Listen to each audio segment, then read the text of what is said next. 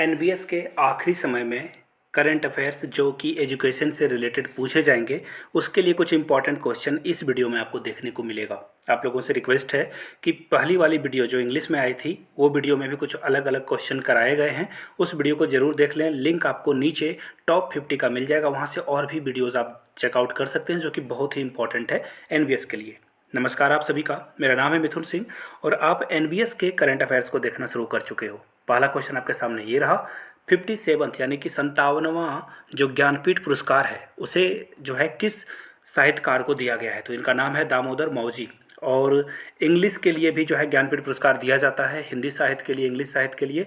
तो इंग्लिश साहित्यकार का नाम आपको नीचे कमेंट बॉक्स में बताना है। पहले वाले वीडियो में मैंने इसका क्वेश्चन आंसर आप लोगों के सामने कराया था, जिनको याद है नीचे कमेंट कर दीजिए, नहीं पता है तो गूगल कर लीजिए, आंसर मैं नहीं बताने वाला हूँ।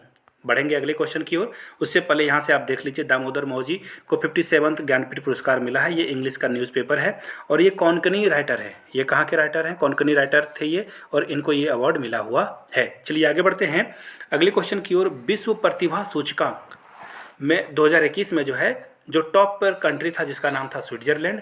इंडिया का जो प्लेस था वो 56 था, याद रखिएगा। 56वां स्थान इंडिया ने लाया था। क्वेश्चन ये पूछा जाएगा कि टॉप पे कौन था और इंडिया का पोजीशन क्या था। तो ये दोनों को आप जो है अपने पेन पेपर पे नोट डाउन कर लीजिए। पेन पेपर के साथ ही आप वीडियो को देखें। अगर आपके पास टाइम नहीं है तो वीडियो को डाउनलोड करके बाद में आराम से देख सकते हो। आगे बढ़ेंगे उससे पहले एक जरूरी सूचना बता दूं, आखिरी समय में लास्ट मिनट रिवीजन के लिए आप मेरे हैंड रिटन नोट्स एक्वायर कर सकते हो, जो कि 99 में आपको प्रोवाइड कर दिया जाएगा। इतनी अफोर्डेबल प्राइस इसलिए रखी गई है because you have a very less time. तो इस लेस टाइम को जो मैक्सिमम इसका जो यूटिलाइजेशन हो सकता है वो आप कर सकते हो उस नोट्स को लेकर। साथ में आपको एनवीएस के प्रीवियस ईयर पेपर भी मिल जाएंगे, साथ में आपका जो भी सब्जेक्ट पेपर है वो।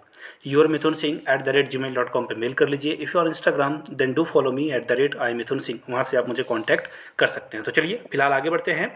आईआईटी दिल्ली के साथ भारतीय वायुसेना के बीच में जो है अलग अलग तरह के जो हथियार प्रणाली हैं, यानी कि टेक्नोलॉजी का जो रखरखाव है उसको स्वदेशी करना। देखिए एक्चुअली क्या है ना, Modi government made in India को बहुत प्रमोट कर रही है। ये चाहती है कि हम लोग जो डिफेंस में बहुत सारा इन्वेस्ट कर रहे हैं, हम लोग चाह रहे हैं कि इंडिया में ही सारे जो डिफेंस इक्विपमेंट है वो इंडिया में ही बनाए जाएँ, चाहे वो हेलमेट हो, AK-47 हो और भी 25 तरह की बातें हैं। जिस तरह से देखो आप तेजस को देख सकते हो, ये जो हेलीकॉप्टर है हम लोगों ने खुद से तैयार किया है।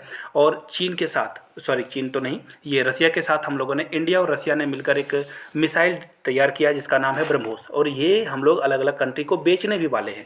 फिलीपींस इसको खरीदने वाला पहला कंट्री बन चुका है।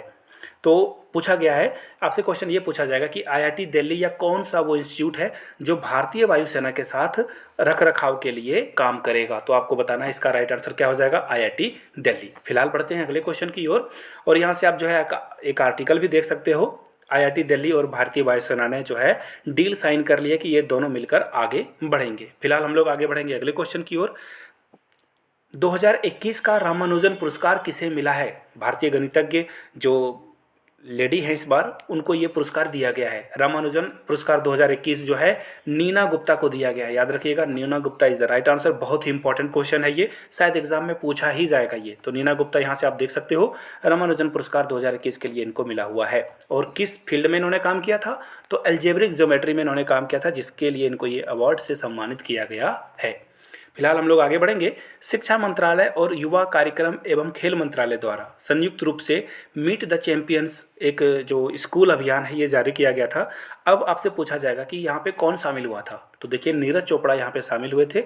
ये कार्यक्रम गुजरात में किया गया था, दोनों चीज़ों को याद रखना है आपको। और ये आज़ादी के अमृत महोत्सव का पार्ट है। 3 बातें यहाँ से आपको लेकर जानी है। पहली बात कि इसका आयोजन किसने कराया था? शिक्षा मंत्रालय और युवा कार्यक्रम ने कराया था। कहाँ पे हुआ था? गुजरात में हुआ था। इसमें शामिल कौन हुए हैं? तो गोल्डन बॉय बोल सकते हो आप, जिन्होंने गोल्ड मेडल जीता था इंडिया के ओलंपिक के लिए, नीरज चोपड़ा इनका नाम है। चलिए आगे बढ़ते हैं और यहाँ से आप इसकी फ़ोटो भी देख सकते हो।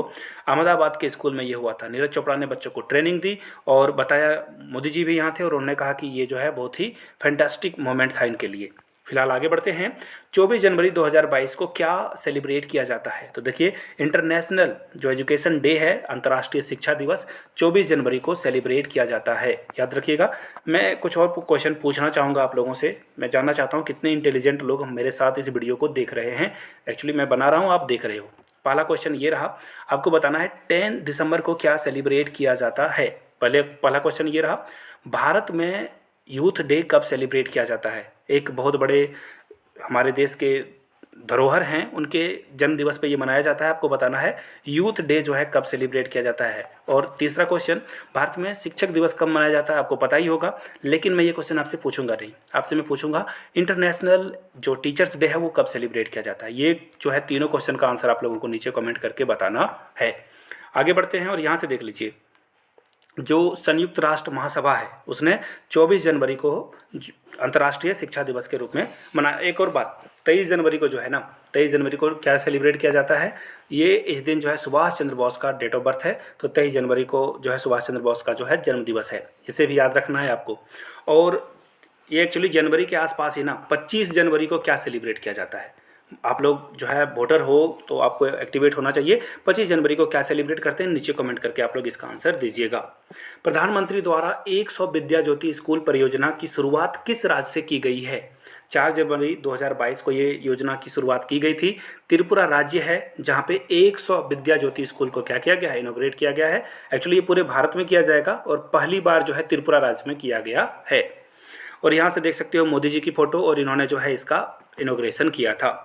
यूनियन बजट 2022-23 में पीएम ई विद्या यानी कि एक कक्षा एक चैनल कार्यक्रम का विस्तार किया गया था, जिसमें 12 टीवी चैनल को ऐड कर दिया गया है। और अब चैनलों की संख्या जो है ना वो कहाँ पहुँच गई है? 200 पहुँच गई है। अलग अलग क्लास के लिए अलग अलग चैनल तैयार किए गए हैं। फिलहाल हम लोग बढ़ेंगे आगे। यहाँ से आप देख सकते हो, यहाँ से ये जो अमर ज्योति का जो ये अमर उजाला का जो ये है, आप यहाँ से आर्टिकल पढ़ सकते हो। 12 से बढ़ा करके इसे 200 टीवी चैनल किया जाएगा। 12 बढ़ाए जाएंगे, 200 हो जाएंगे टोटल। केंद्र सरकार ने वयस्क शिक्षा के सभी पहलुओं को कवर करने के लिए वित्त वर्ष 2022-27 की अवधि के लिए नव भारत साक्षरता कार्यक्रम को मंजूरी दी है। देखिए क्वेश्चन आपसे ये पूछा जाएगा, इस कार्यक्रम का नाम क्या है? नव भारत साक्षरता कार्यक्रम। फिलहाल आगे बढ़ते हैं और यहाँ से आप आर्टिकल भी देख लीजिए। आर्टिकल से आपको बहुत फायदा मिलेगा, एक बार आप स्क्रीनशॉट भी ले सकते हो। आगे बढ़ते हैं अगले क्वेश्चन की ओर। 2022 का जो एबल प्राइज अमेरिकी गणितज्ञ डेनिस कॉर्नेल स्वीडन को दिया गया है। याद रखिएगा, ये बहुत इंपॉर्टेंट क्वेश्चन है। अमेरिकी गणितज्ञ यानी कि मैथमेटिशियन को ये अवार्ड मिला हुआ है। उनका नाम आप लिख लीजिए पेन पेपर पे, एग्जाम में शायद ये पूछ लिया जाए आपसे। यहाँ से आप इनकी फोटो भी देख सकते हो, ये बहुत बड़े मैथमेटिशियन हैं। यहाँ से आप इनको, और इन्होंने जो है टोपोलॉजी में काम किया था, जिसके लिए इनको ये अवार्ड मिला है। टोपोलॉजी जो मैथ ऑनर्स पढ़ चुके हैं उनको पता होगा, टोपोलॉजी एक अलग से आपको जो है सब्जेक्ट पढ़ना होता है। आप ग्रेजुएशन में भी और पोस्ट ग्रेजुएशन में भी टोपोलॉजी एक अलग से पूरा आपको जो है 100 नंबरों का एग्जाम देना होता है। आगे बढ़ते हैं अगले क्वेश्चन की ओर। हाल में ही किसने बीकानेर जिला क्षेत्र में स्कूली बच्चों के लिए परामर्श 2022 कैरियर परामर्श कार्यशाला को लॉन्च किया है? तो इसका नाम है अर्जुन राम मेघवाल। याद रखिएगा, अर्जुन राम मेघवाल जो है इसका राइट आंसर हो जाएगा। यहाँ से आप फोटो देख लीजिए। अर्जुन राम मेघवाल बीजेपी के कार्यकर्ता हैं, एक्चुअली ये वहाँ से सांसद भी हैं। इन्होंने जो है इसका इनोग्रेशन किया था। सॉरी, आगे बढ़ते हैं अगले क्वेश्चन की ओर।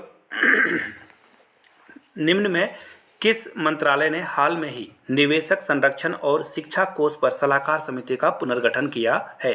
देख लीजिए, ये जो सेबी है ना, ये सारे जो भी वित्तीय लेन देन होते हैं, फाइनेंशियल ट्रांजैक्शन होते हैं, वो सेबी के द्वारा किया जाता है। आप लोगों से रिक्वेस्ट है, सेबी का पूरा नाम नीचे कमेंट करके बताओगे आप। इसका हेडक्वार्टर कहाँ पे है वो बताओगे, और सेबी के डायरेक्टर कौन है अभी।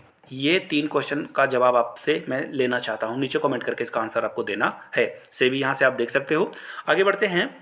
परय शिक्षालय, ये जो ओपन क्लासरूम की घोषणा की गई है, ये किस राज्य ने किया है? परय शिक्षालय यानी कि ओपन क्लासरूम होगा, वहाँ पे आप जब भी चाहो आ सकते हो, पढ़ सकते हो, जा सकते हो। राइट आंसर हो जाएगा वेस्ट बंगाल। ये वेस्ट बंगाल ने शुरू किया है। हाल में ही किस प्रोफेसर को राष्ट्रीय शैक्षिक अनुसंधान और प्रशिक्षण परिषद NCERT का नया जो है निर्देशक चुना गया? बहुत ज़्यादा इंपॉर्टेंट है। मुझे लग रहा है ये क्वेश्चन छप ही गया होगा, किसी ना किसी शिफ्ट में आपको ये क्वेश्चन देखने को मिल ही जाएगा। दिनेश प्रसाद साकलानी इनका राइट आंसर है। याद रखिएगा, NCERT का जो निर्देशक है उनका नाम दिनेश प्रसाद है। फिलहाल आगे बढ़ते हैं और यहाँ से इनकी आप फोटो भी देख पाओगे। चाहो तो स्क्रीनशॉट ले लीजिए, आपके काम में ये आ जाएगा। आगे बढ़ लेते हैं हम लोग नेक्स्ट क्वेश्चन की ओर। शिक्षा मंत्रालय ने हाल में ही शांति श्री धूलीपुड़ी पंडित को इस यूनिवर्सिटी का नया कुलपति नियुक्त किया गया है। तो JNU का जो नया कुलपति हैं उनका नाम जो है श्री धूलीपड़ी पंडित है। याद रखिएगा, JNU का फुल फॉर्म आप लोग नीचे कमेंट करके बता दीजिए। आप लोग पता ही होगा, 12 तेरे टुकड़े होंगे इंशाल्लाह इंशाल्लाह, इस तरह के जो है यहाँ से निकले थे, लेकिन कोर्ट में प्रूव नहीं हो चुका है। कन्हैया कुमार को इसके लिए जेल भी जाना पड़ा था, बट कोर्ट में कुछ भी प्रूफ नहीं कर सकी दिल्ली सरकार। सिर्फ एक हाइप क्रिएट किया गया था कि यहाँ से इस तरह के नारे लगाए जाते हैं। फिलहाल जेएनयू, खुद इंडियन गवर्नमेंट बोलती है कि जेएनयू सबसे अच्छा यूनिवर्सिटी है पूरे भारत में, और यहाँ से टॉप क्लास के लोग मिलते हैं। हाल में ही आप देख सकते हो एस जयशंकर, जो कि इसी स्कूल से पढ़े हुए हैं, इसी यूनिवर्सिटी से पढ़े हुए हैं। सुषमा स्वराज का भी नाम आपने सुना होगा, अरुण जेटली, सारे लोग यहीं से पढ़े हुए हैं। फिलहाल आगे बढ़ते हैं अगले क्वेश्चन की ओर। किस भारतीय विज्ञान संस्थान ने भारत में परम प्रवेग नाम का सबसे तेज कंप्यूटर, ये मैंने ना जो पहली वाली वीडियो बनाई थी उसमें इस क्वेश्चन को इंक्लूड किया था। इसका राइट आंसर है, ये बेंगलुरु में तैयार किया गया है परम प्रवेग। और ये किस संस्थान ने बनाया है, तो देखिए ये जो कंप्यूटर है ये संस्थान बेंगलुरु में है। इसका नाम आपको नीचे कमेंट करके बताना है। अगर मुझे पता चल गया तो मैं नीचे कमेंट करके आप लोगों को जो है पिन करके बता दूंगा, वहाँ से आप चीज़ों को जान पाओगे। फिलहाल आगे बढ़ते हैं। स्किल डेवलपमेंट के लिए कौन सा पोर्टल लॉन्च किया गया है, तो डिजिटल देश ई पोर्टल, इसका नाम ही है डिजिटल देश ई पोर्टल, जहाँ से आप जो है स्किल सीख सकते हो, चाहे वो इलेक्ट्रीशियन का हो, प्लम्बर का हो, मैकेनिक का हो, या फिर आप कंप्यूटर पे कोई कोर्स को सीखना चाहते हो, MS Excel, MS Word, PowerPoint presentation, यहाँ से आप सीख सकते हो फ्री ऑफ कॉस्ट। आगे बढ़ लेते हैं नेक्स्ट क्वेश्चन की ओर। अंतर्राष्ट्रीय खेल की महिला खिलाड़ी तनिष्का कोटिया और उनकी बहन रिधिका कोटिया को बेटी पढ़ाओ बेटी बचाओ का ब्रांड एम्बेसडर चुना गया है। याद रखिएगा, दोनों नाम आप याद कर लीजिए, एग्जाम में बहुत ही इंपॉर्टेंट है, रिधिका कोटिया और तनिष्का कोटिया। और ये जो है चेस खेलती है, अंतर्राष्ट्रीय प्लेयर हैं, इनको बेटी पढ़ाओ बेटी बचाओ का ब्रांड एम्बेसडर चुना गया है। आगे बढ़ लेते हैं अगले क्वेश्चन की ओर। निम्न में से किस राज्य सरकार ने हाल में ही राज्य में न्यूट्रिनो वेधशाला के निर्माण का विरोध किया है, तो इसका राइट आंसर क्या है, तमिलनाडु ने ये जो है इसका विरोध किया है। तमिलनाडु, याद रखिएगा, तमिलनाडु के अभी के जो चीफ मिनिस्टर हैं उनका नाम है MK स्टालिन, आपने इनको जो है देखा ही होगा। आगे बढ़ते हैं अगले क्वेश्चन की ओर। एक्चुअली क्वेश्चन खत्म हो गए हैं, अगर इसका आपको पार्ट 2 भी चाहिए होगा तो नीचे पार्ट 2 कमेंट कर दीजिएगा, मुझे पता चल जाएगा आपने वीडियो यहाँ तक देख ली है। जाते जाते फिर से दोहरा दूँ, 99 में आप previous year question paper plus notes acquire कर सकते हो। यहाँ से मेरी email ID yourmithunsingh@gmail.com देख सकते हो। इंस्टा पे हो then do follow me @imithunsingh। Video को यहाँ तक देखने के लिए बहुत बहुत शुक्रिया। Have a good day.